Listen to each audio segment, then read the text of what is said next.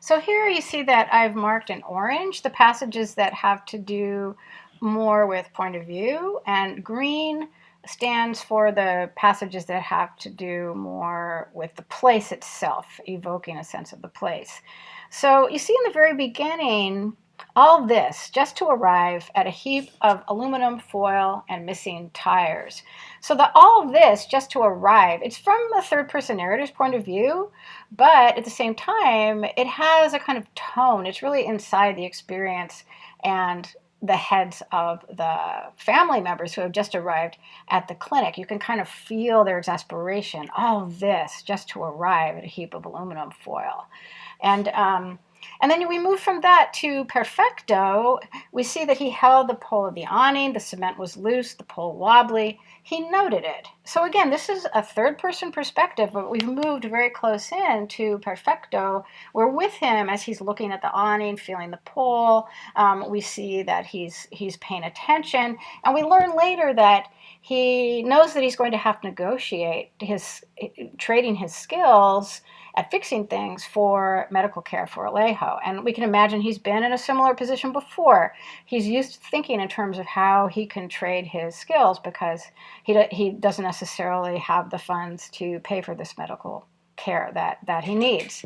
So then we move the next section in orange. Estrella helped Alejo to one of the chairs, and his weight released a breath on the chair. Again, we're in third person, but we've moved close into Estrella and Alejo. We can actually kind of feel them moving towards these very sterile chairs, and Alejo kind of collapsing onto the chair. And then in the very last sentence in this passage, Alejo leaned his head back against the ball of yarn the kittens played with and closed his eyes. So again, we've moved in close to Alejo. We can almost feel how sick he feels, that he has to close his eyes. He has to lean against something. There's no place for him to lie down, right? And then in terms of the place, we really get a sense from early on with this comparison to the aluminum foil and the mention of the missing tires on the vehicles, of the sterility of this place, the lack of human presence and a lack of a welcoming presence, and especially when we get all of these very sensory descriptions of the place that Viramontes creates. The clinic smelled of strong disinfectant and bad plumbing. We can almost smell that horrible combination of the disinfectant that has a kind of medical smell, and at the same time, this plumbing that needs fixing. And then the three folding chairs really give us a sense of the sterility of the environment, that it's not a comfortable environment, it's not a welcoming environment.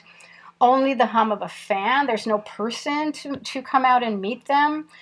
So that all our senses are engaged in this experience of a kind of alienation within this space.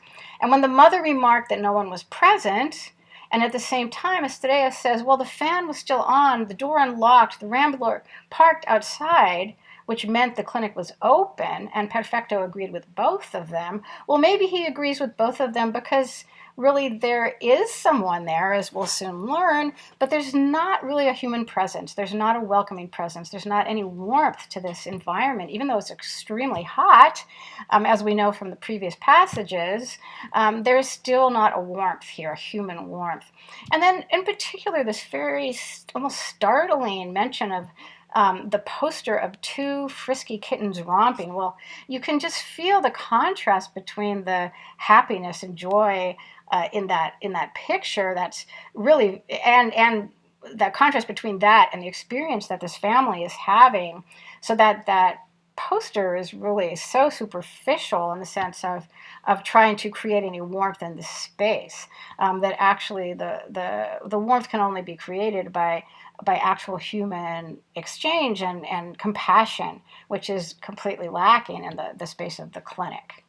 And one thing to notice is then how point of view and place really come together here in a sense, because we really get a sense of the orientation of each character within the space and the alienation that each of them feels in a very sensory bodily way.